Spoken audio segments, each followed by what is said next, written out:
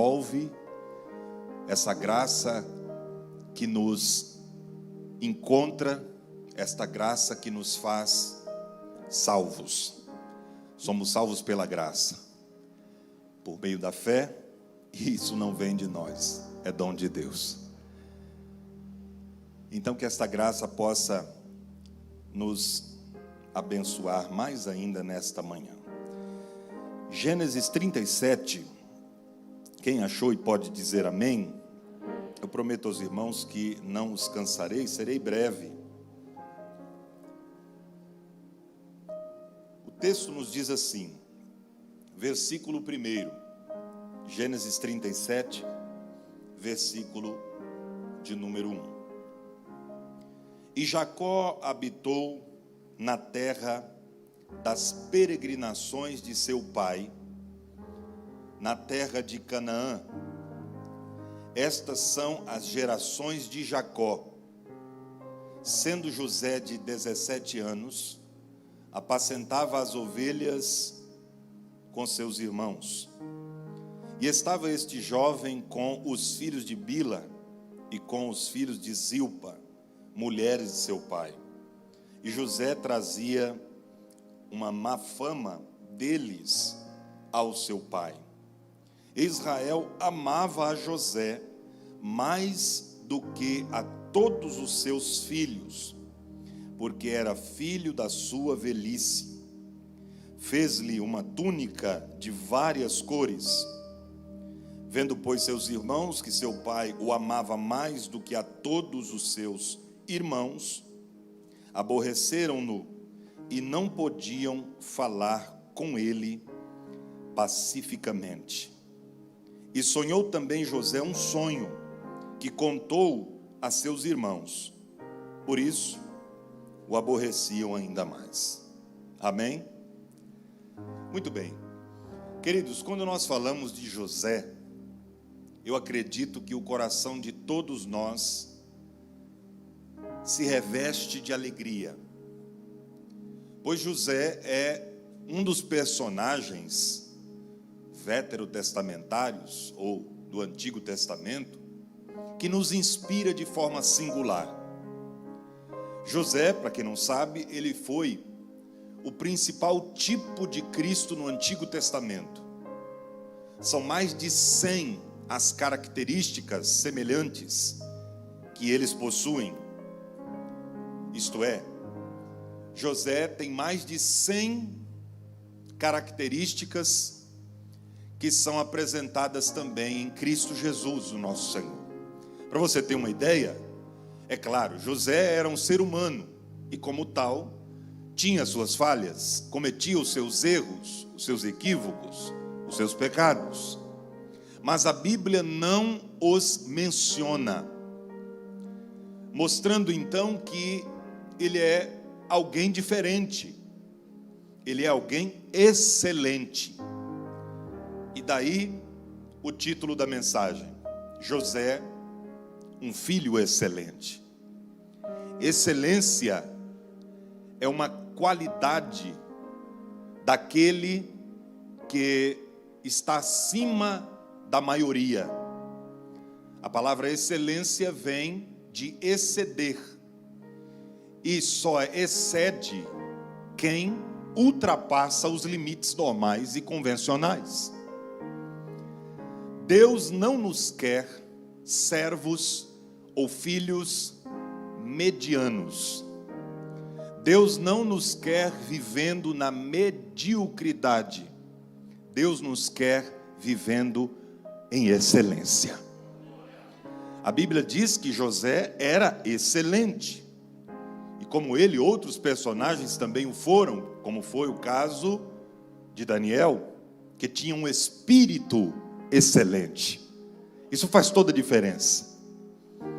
Mas José tem algumas características que eu gostaria de destacar aqui nesta manhã, que fala muito ao meu coração e que muito me chamam a atenção. Em primeiro lugar, ele é considerado um filho excelente, e por isso Jacó o amava tanto, porque ele cuidava das coisas do pai. José cuidava das coisas do pai como que se fossem dele. E existe um princípio, pastores. Quando nós cuidamos das coisas do pai como que se elas fossem nossas, o pai cuida das nossas como que se fossem dele. E quando a gente passa a entender este princípio, irmão, as coisas mudam radicalmente. Porque José cuidava das coisas do pai, ele apacentava as ovelhas do pai, com amor incondicional, porque ele sabia que o que estava fazendo não para si, mas para o pai.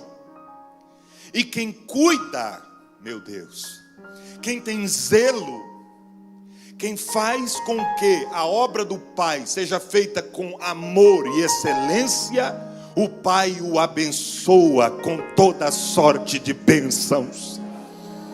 Quem acredita nisso, recebe essa palavra nessa manhã. O pai quer te abençoar. O pai quer que você olhe para as coisas dele, porque o que tem de gente por aí, cuidando das coisas do pai, como que se fossem suas, apenas suas, e com egoísmo, não com amor, mas com negligência. E a Bíblia diz: ai daquele que faz a obra de Deus relaxadamente, ele é maldito. Mas José cuidava das coisas do pai de uma forma diferenciada, e o pai o amava cada vez mais. Tem amor pela obra de Deus, tenha zelo pelas coisas de Deus. Mas pastor, o que Deus colocou na minha mão é tão pequeno, é tão pouco aos meus olhos, é tão insignificante à minha vista, mas foi aquilo que Deus colocou nas suas mãos, então faça com excelência e Deus vai te honrar na terra. Em segundo lugar, a segunda lição que eu aprendo aqui com José é que além dele cuidar das coisas do pai com excelência, ele também levava informações dos irmãos ao pai. Aí alguém diz assim: está aí o erro de José. José era um fofoqueiro. Não. José era um mexeriqueiro. Não. José era um Maria vai com as outras, um leve trás. Não. O erro seria se José levasse as má notícias dos irmãos para os de fora. Ele não levava as má notícias dos irmãos, alguém está entendendo aqui? Dos irmãos para quem não era irmão. Porque o que tem de gente por aí levando más notícias dos irmãos para quem não deve, não está escrito. Mas hoje a tua história vai mudar. Quando você enxergar o erro do irmão, o defeito do irmão, o pecado do irmão, você não vai levar para o vizinho endemoniado, você não vai contar para aquela fofoqueira do seu trabalho, você não vai contar para aquele atribulado que trabalha, que mora perto de você. Você vai levar para o pai, porque o pai tem poder de resolver o problema e o pecado do irmão. O segredo não é levar as má notícias dos irmãos, dos de fora, é levar para o pai. Irmão, conta para o pai que é melhor. Conta para o pai que é melhor. Não vai contar para quem não tem espiritualidade, para quem nem serve a Deus. Tem gente que leva notícias da igreja para gente que é ímpia. E aí o ímpio ouve e diz assim: na sua igreja acontece isso? Então não quero ir para lá não, Deus me livre. Você está despregando o evangelho com uma atitude insana. Deus não quer que você faça isso. Quando você enxergar o erro do irmão, o defeito do irmão, o pecado do irmão, entra no teu quarto, fecha a tua porta e fala com o pai. O pai vai resolver. Leva para o pai. José levava para o pai. A gente não quer levar para o pai, mas José levou. Essa é uma característica fundamental de um servo, de um filho excelente. Aquele que está além, aquele que ultrapassou a linha mediana, Deus está falando com alguém aqui esta manhã. Terceiro lugar, olha que interessante. A Bíblia diz que José também é um filho excelente, porque ele concluía tudo o que o pai mandava. Eu não entendi, pastor. Ele concluía todas as ordens do pai com eficácia e com eficiência. Por exemplo, nesse mesmo capítulo, a Bíblia diz, você pode ler depois, que o pai enviou José até Siquém, para que ele pudesse levar coisas aos seus irmãos, falar aos seus irmãos. Deu uma missão a José: vá a Siquém, seus irmãos estão lá. A Bíblia diz que quando ele chegou em Siquém, os irmãos já não estavam. E ele disse: e agora? E era uma baita de uma caminhada, irmão. Não era chegar, pegar o carrinho e ir lá, não. Não era pegar a moto e... Não, era a pé. Era na perna. Um sol causticante. E ele foi.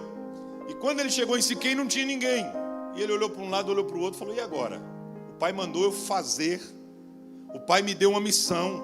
Mas os irmãos não estão. Então eu não vou completar a missão se os irmãos aqui não estão. Aí a Bíblia diz que ele encontrou um varão, um homem. E ele disse: vocês viram? Os meus irmãos, eles estavam por aqui trabalhando. E ele disse assim: sim, eu vi. Eles, pelo que comentaram, estavam indo para Dotã. Aí eles foram para Dotã, para outra região? Sim. Pense comigo.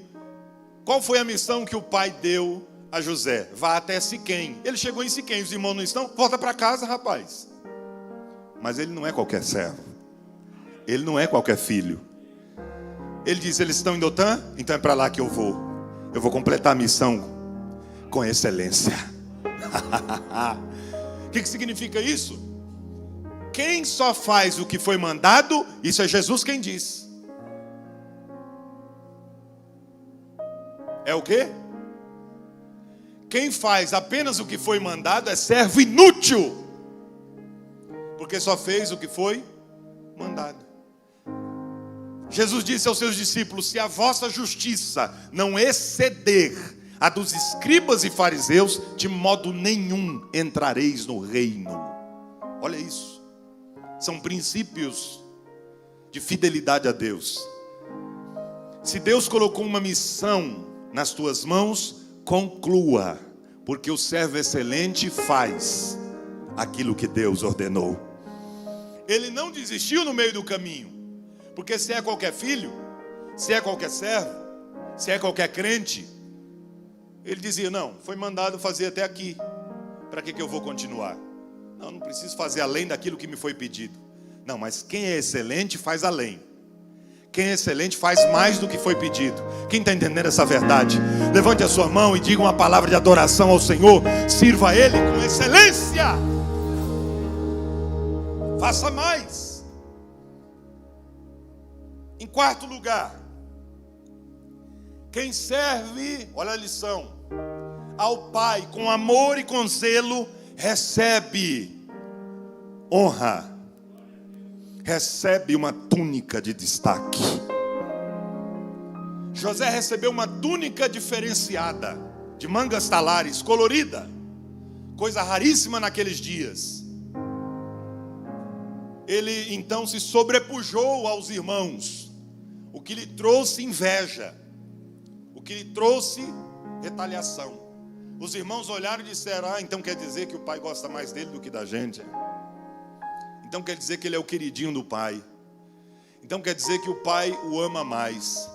Na verdade, é questão de afinidade. É questão de relacionamento, como foi dito aqui ainda agora. É questão de trato.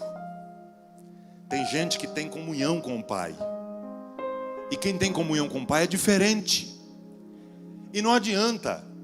Quem dá a túnica é o pai. Não adianta, a gente não tem o que fazer. Se Deus honrou o irmão que está do seu lado esquerdo ou direito, Dê glória a Deus por isso, porque essa é a vontade do Pai. Pode chegar a sua vez, se não chegar, adora a Deus do mesmo jeito, porque Deus tem uma túnica para cada pessoa. Agora, se você quer a túnica do irmão, a coisa fica complicada, porque para cada um Deus tem uma. Não queira do outro, queira a sua.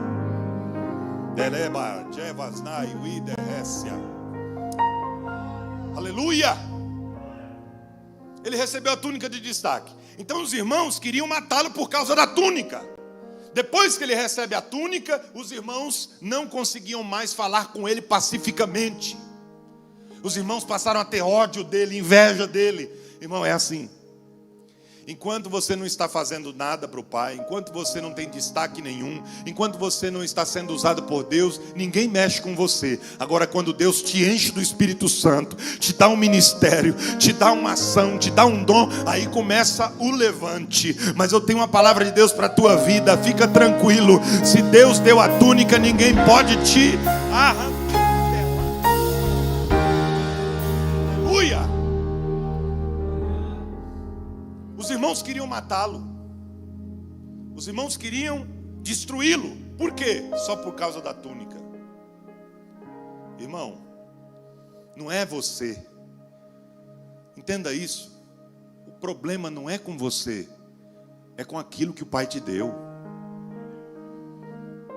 Irmão, sabe por que te odeiam, te invejam, querem o teu mal? A questão não é contigo.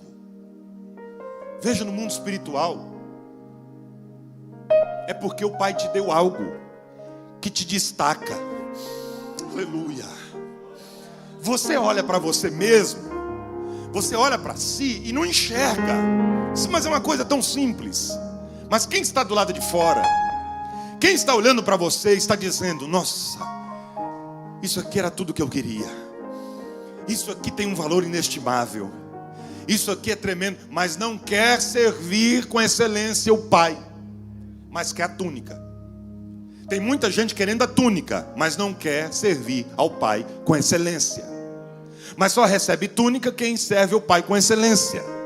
Então não dá para cortar caminho. Então tem muita gente enganada por aí. Está tentando rasgar a túnica do outro para que ele apareça no lugar. Está tentando tirar aquilo que Deus deu para o irmão, para a irmã, para que ele possa se intrometer aonde não deve. Mas Deus está dizendo para nós aqui esta manhã: o que Deus te deu está dado e ponto final. Não adianta alguém querer tomar sua túnica e colocar. Não serve nele, não serve nela. Irmão, a túnica do outro não serve em você. Para com isso. Seu tamanho é diferente, seus braços são maiores, seus ombros são menores. Não adianta. Não vai colocar a túnica do outro. Deus tem uma túnica para você. Espera o tempo dele chegar. Eu sinto Deus aqui nessa palavra. Quantos sentem? Adore a Deus. Levante a Deus. A Deus uma palavra de oração.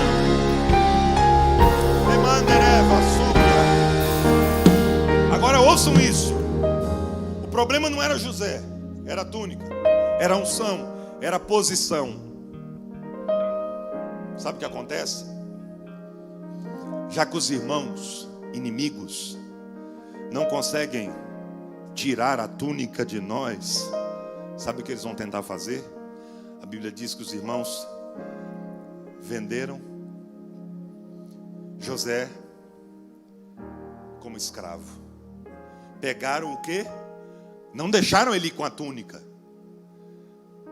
Tiraram-lhe a túnica e mancharam a túnica de sangue de animal.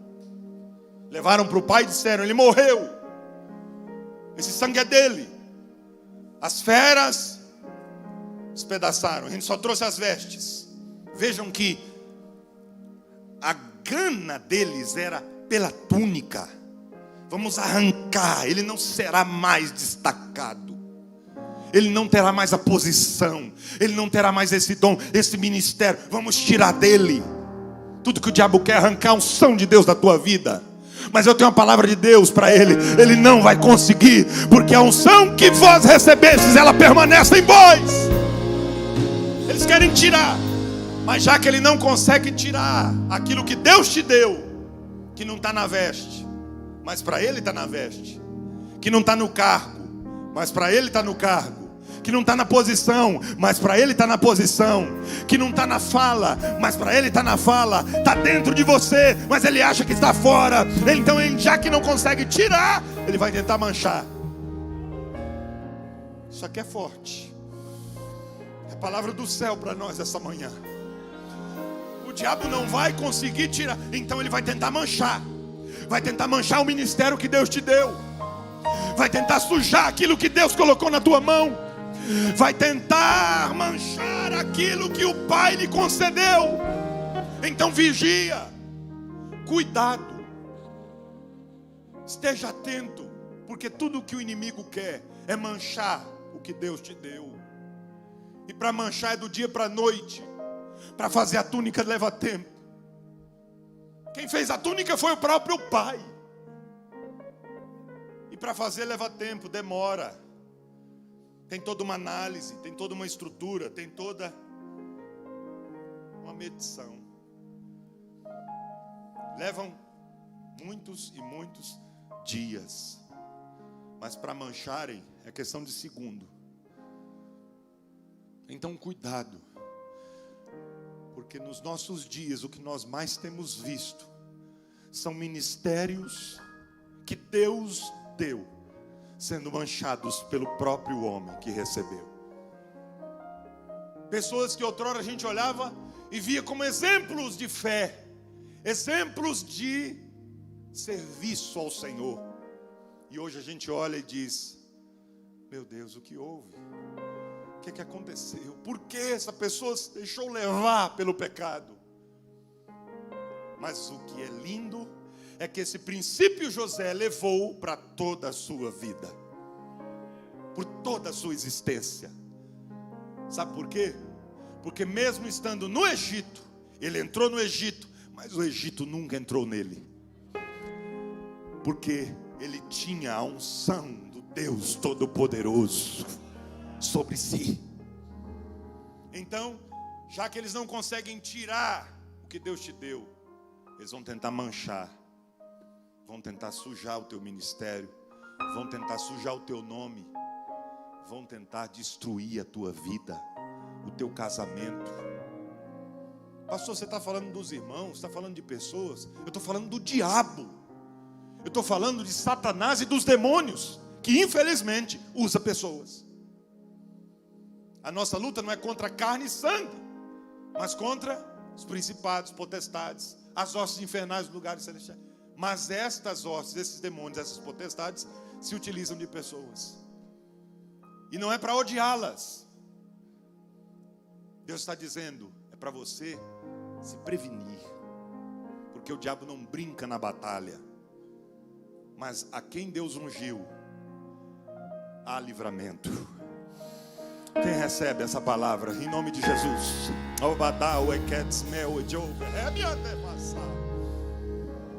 Aleluia. Em quinto lugar, aqui vem algo lindo. José sonhou a despeito das circunstâncias.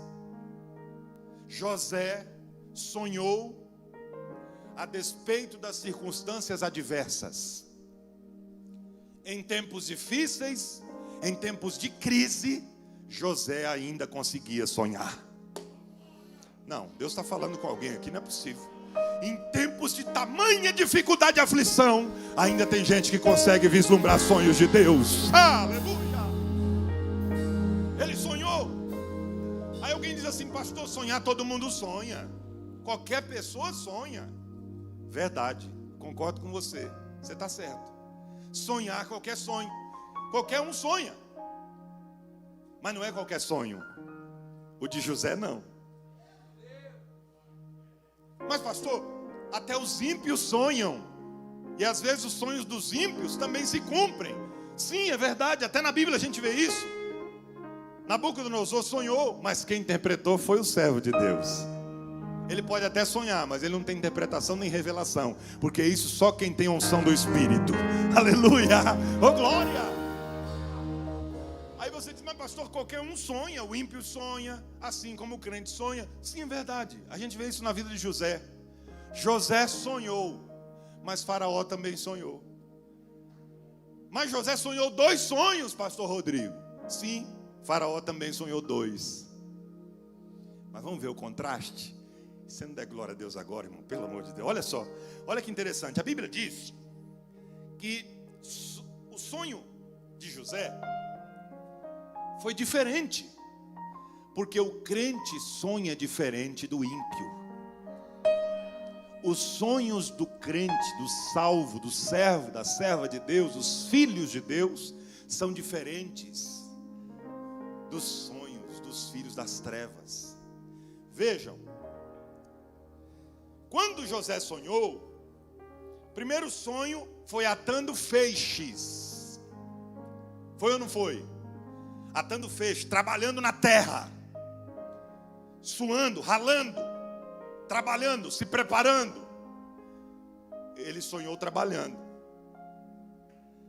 O primeiro sonho de Faraó, em contraste com o de José, foi que quando de repente ele começou a sonhar e ele viu subindo vacas gordas, fortes. Depois vinham vacas magras, devoravam as vacas saudáveis, as vacas doentes. Veja um contraste. A Bíblia diz que de repente Faraó começou a sonhar. José não. José está sonhando, trabalhando, atando feixe na terra, suando. Sabe o que é isso? O ímpio, ele sonha com coisas que caem do céu. O crente não. As coisas para o crente não acontecem do dia para a noite. Tem que ter um preparo, tem que ter trabalho, tem que ter suor. Mas pastor, a salvação é pela graça. A salvação, porque Jesus pagou, mas teve um preço. Nada é de graça e nada será. A gente recebe de graça, mas não foi de graça. Foi o maior de todos os preços da história. José sonhou ralando, trabalhando, se preparando. Irmão, para receber o que Deus tem que se preparar. Tem que fazer a sua parte, porque a de Deus já está garantida. Então, arregaça as mangas e faz o que Deus propôs para você.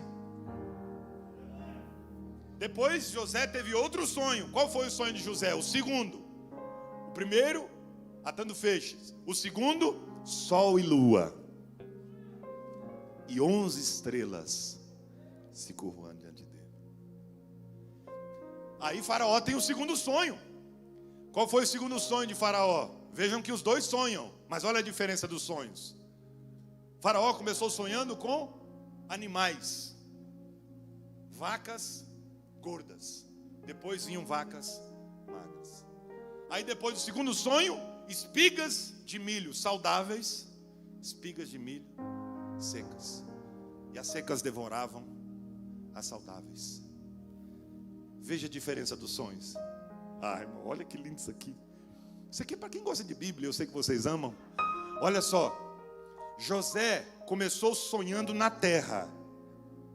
O primeiro sonho foi na terra, mas o segundo foi no céu. O crente começa embaixo, mas termina em cima. Faraó começou sonhando com mamíferos, terminou sonhando com vegetais. O que é maior, mamífero ou vegetal? Mamífero. Então o sonho do ímpio, ele sonha, mas o sonho dele começa bem e termina mal. Começa grande e termina pequeno. O sonho do ímpio não evolui. O sonho do ímpio involui. O sonho do ímpio regride. O sonho do crente progride. José começou sonhando na terra, trabalhando na terra, porque é assim. Primeiro a gente está na terra, mas logo a gente estará no céu. Sol e lua e 11 estrelas Começa sonhando com as coisas da terra, mas depois vai para as coisas que estão no céu, no céu, no céu. Pense nas coisas de cima e não nas de baixo. Deus vai te abençoar.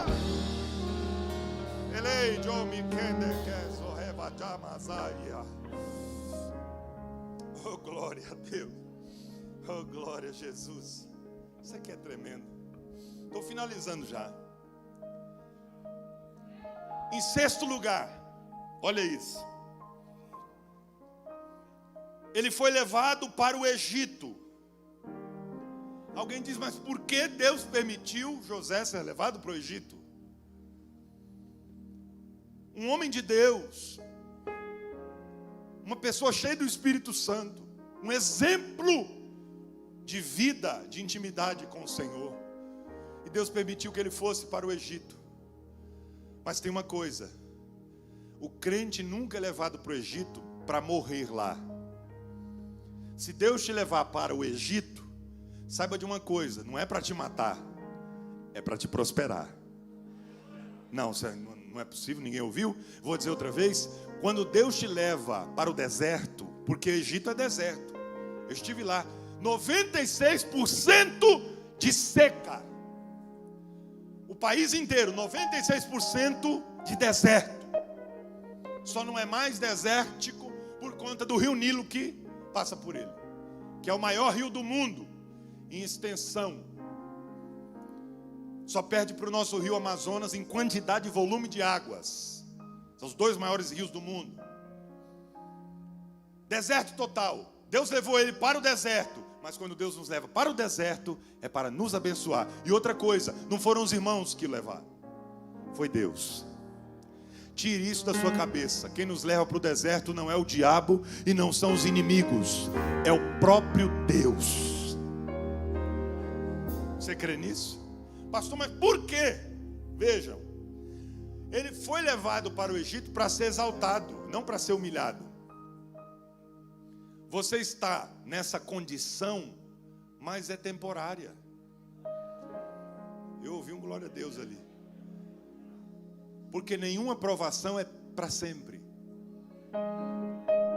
Só tem uma coisa que é para sempre na nossa vida enquanto nós estivermos nessa terra: as lutas. Lutas a gente vai ter o tempo todo enquanto a gente estiver aqui na terra. Eu pastoreava uma igreja e um dia uma irmã chegou para mim e disse: pastor, ora por mim que eu não aguento mais. Não aguenta mais o quê, irmã? Eu não aguento mais essa luta. Eu disse para ela: a irmã quer que eu ore para que Deus aumente a luta? Ela disse: não, pastor, misericórdia, eu estou pedindo oração por causa da luta. Eu disse: mas você quer que a luta fique maior ainda? Ela disse: não, eu quero que Deus termine a luta. Eu falei: não posso orar assim, porque se eu orar para que Deus tire essa luta da sua vida, eu estou orando para Deus ou te matar, ou para que você se desvie da presença dele. Porque só há duas formas de encerrar a luta aqui na terra: ou passando para o time do diabo, que eu sei que você não quer isso, ou morrendo. Mas como a gente não quer nenhum nem outro, então fica firme, aguenta. A luta é a prova de que você não joga com o diabo. A luta é a prova de que você não está do lado dele. A luta é a prova de que você é do time de Deus e você não vai retroceder. Tem que ter luta. Então, ele foi levado para o Egito. Mas o que é lindo, irmãos, é que do Egito ele nunca foi. Do Egito ele nunca foi. E tanto é verdade isso, e aqui eu finalizo, que quando ele estava prestes a morrer, ele chamou todo mundo e disse: vem cá, eu preciso dizer uma coisa. Aqui no Egito não é para ficar nada meu. Nada, José. Você se refere ao quê? Aos seus móveis, aos seus cavalos, aos seus bens, ao seu ouro? Não, eu não estou falando disso não. Eu estou falando que quando vocês tiverem o livramento, porque Deus vai tirar vocês daqui. Olha a profecia. Egito não é para sempre na vida do israelita.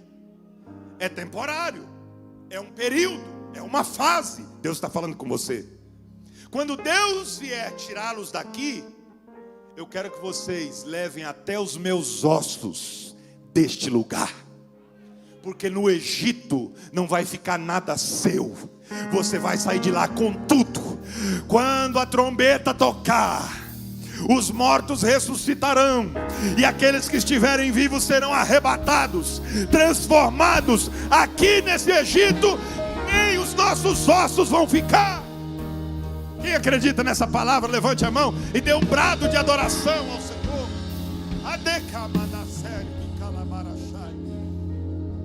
Nós não somos do Egito.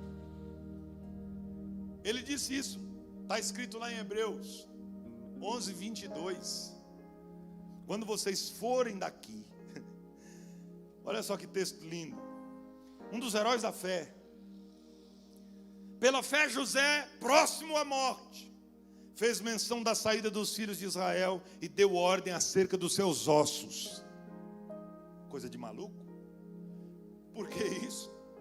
Até os ossos, sim. Diz a sabedoria judaica que quando Moisés foi até o Egito para tirar o povo de lá, isso dizem os sábios do judaísmo, não está na Bíblia. Pode ter acontecido como não. Não estou dizendo que aconteceu, estou dizendo o que eles dizem, porque é interessante. Eles dizem que quando José chegou lá, disse: vamos embora, vamos sair daqui a gente não é. A gente é de Canaã, vamos embora. E o povo estava indo, o faraó liberou. Diz a história que alguém se lembrou e disse: ei, estamos esquecendo de uma coisa. Não, está todo mundo aí. Não, está faltando. O quê? Os ossos de José. Aonde está? Ninguém sabe. Aí alguém disse: está dentro do rio. Eles disseram: como é que a gente vai buscar? Jogaram um caixote com os ossos dele lá dentro, para que ninguém pudesse destruir. E como é que a gente vai fazer para levar? Aí diz a história que eles chegaram à beira do rio e fizeram uma oração. E o caixote subiu e flutuou. E eles pegaram os ossos de José e levaram para Canaã. Se isso é verdade ou não, eu não sei. Mas eu só sei de uma coisa: que o Egito não é o nosso lugar. Isso eu posso afirmar com categoria. Isso eu posso afirmar peremptoriamente. Isso eu posso afirmar categoricamente. O Egito não é o nosso lugar, porque filho excelente não nasceu para morar e morrer no Egito e ficar lá. Deus vai te tirar do Egito, você será arrebatado, nem os seus ossos vão ficar. É um tempo de Deus para a tua vida.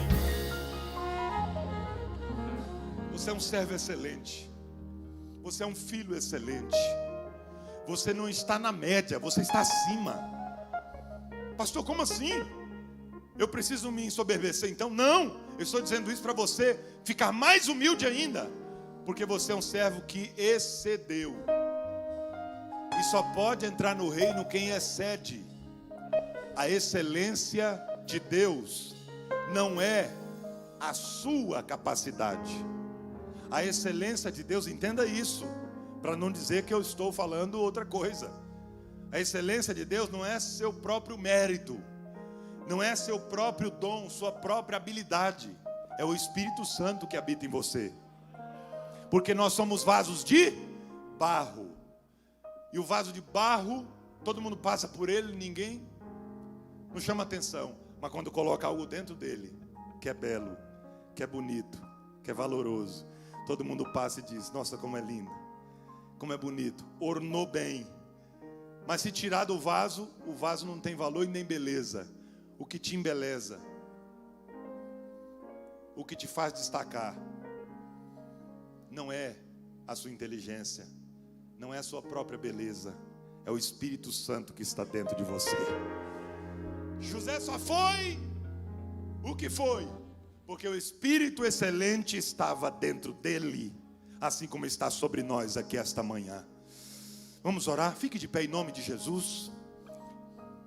Cadê o grupo de adoração aqui que canta como ninguém, que toca como ninguém? Meu Deus, vem aqui me ajudar. Vamos adorar a Deus. Glória, oh glória. Eu sinto o Espírito Santo aqui de uma forma espetacular, nos convocando para servirmos a Deus com excelência, para cuidarmos das coisas do Pai com amor e com zelo, para sonhar diferente dos ímpios, porque os ímpios sonham com as coisas dessa vida apenas. Os crentes salvos sonham com o céu, sonham com as coisas de Deus. Você é diferente. Você tem uma túnica que Deus lhe deu. Ninguém vai conseguir tirar o que Deus colocou sobre a tua vida, porque não é externo, é interno. Está dentro, não está fora. Em nome de Jesus, feche seus olhos. Ó Deus Todo-Poderoso, Senhor dos céus e da terra, Deus de José,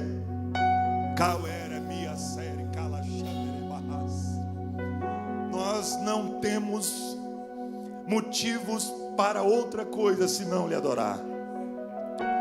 Senhor, nós não podemos fugir do propósito pelo qual o Senhor nos constituiu, homens e mulheres de Deus, filhos e filhas de Deus.